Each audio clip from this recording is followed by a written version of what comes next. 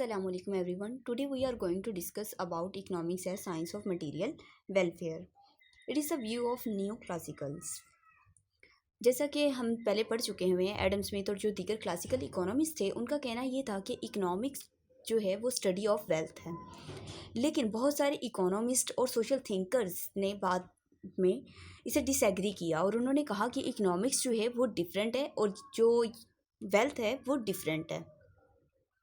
Then Professor Marshall came with different view of economics, and he also wrote his book Principles of Economics in 1890.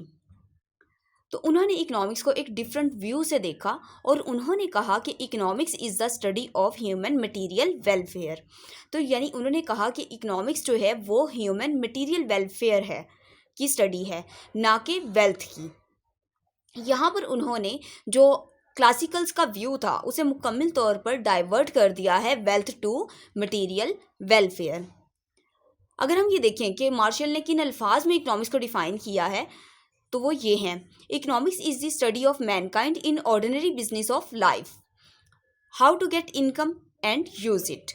यानी economics जो है वो study करती है एक प्रैक्टिकल लाइफ जो एक पर्सन की चल रही होती है उसे, कि उसमें वो किस तरीके से इनकम गेट करता है और उसे यूज़ करता है अपनी मटेरियल रिक्वायरमेंट्स को या नीड्स को फुलफ़िल करने के लिए। वो मज़ीद कहते हैं it examines the material aspects of human welfare, यानी ये ऐसे एस्पेक्ट्स को भी ज़ेरे बहस लाती है जो मटेरियल रिक्वायरमेंट्स को लोगों तक पहुंचाने में और उनकी वेलफेयर में इजाफा करने में मदद देती है।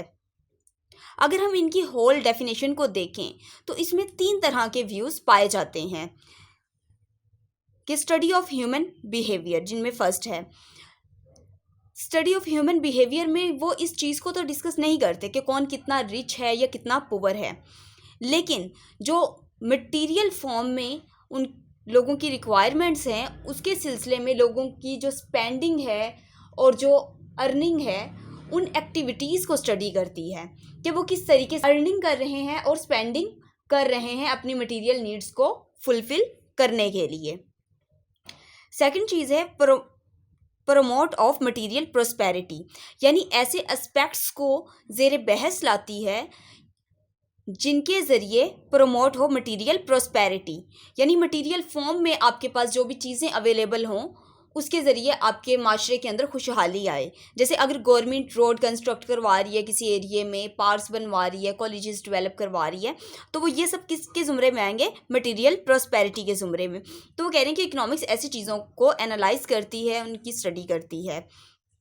थर्ड, वो कहते हैं it is a social science, यानी ये भी एक सोशल साइंस ही है। जैसे कि क्लासिकल्स कहते हैं कि वो इंडिविजुअल्स, ऐसे इंडिविजुअल्स जो एक सोसाइटी में नहीं रहते बल्कि आइसोलेटेड हैं, उन्हें डिस्कस नहीं करती। इसी तरह इनका भी कहना ये है कि ये ऐसे लोगों को डिस्कस नहीं करती, लेकिन ऐसा पर्सन जो एक माशरे में रह रहा होता है उसके एक्शंस को ज़ेरे बहस लाती है, क्योंकि वो इंटरेक्ट कर रहा है, लोगों को कोऑपरेट कर रहा है लोगों के साथ डिफरेंट फॉर्म्स में, यानी वो किसी फैक्ट्री में या होम इंडस्ट्री में या मार्केट में लोगों के साथ कनेक्टेड है, वो गुड्स को प्रोड्यूस करने और एक्सचेंज करने में अपना रोल अदा कर रहा है। तो ऐसे इश्यूज़ को ज़ेरे बहस लाती है। अगर एज अ होल हम न्यू क्लासिकल्स के व्यू को देखें या हम कहें कि मार्शल की अगर हम व्यू को देखें तो उन्होंने कहा है कि ये जो है वेल्थ की स्टडी नहीं है, यानी economics is not the study of wealth, बल्कि ये जनरल ह्यूमन बिहेवियर को स्टडी करती है, जो लोगों की मटेरियल रिक्वायरमेंट्स ऑफ लाइफ है उसका ज़रिया बनते हैं या मटेरियल प्रोस्पेरिटी को ज़्यादा से ज़्यादा प्रमोट करने का ज़रिया बनते हैं। तो यानी इनके मुताबिक centre of the study of economics जो है वो है मटेरियल रिक्वायरमेंट्स ऑफ लाइफ।